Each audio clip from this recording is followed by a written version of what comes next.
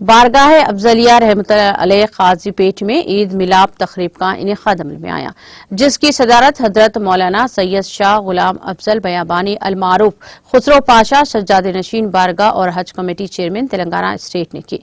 इस मौके पर हजरत मौलाना सैयद शाह गुलाम अफजल बयाबानी अल मारूफ खुसरो पाशा ने खिताब करते हुए इत्तेहाद व कौम व मिल्लत की जरूरत और हिंदू मुस्लिम सिख ईसाई भाई भाई का पैगाम दिया।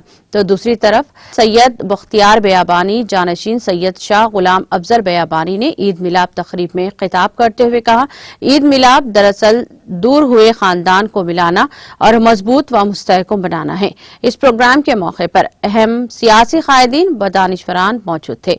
प्रोग्राम के आगाज मुफ्ती मोहम्मद अजहरुद्दीन हुस्सामी ने खिरात कलाम मस्जिद से किया और हदिया नात बारगाह रिसालत में मोहतरम जनाब सज्जाद साहब ने पेश किया।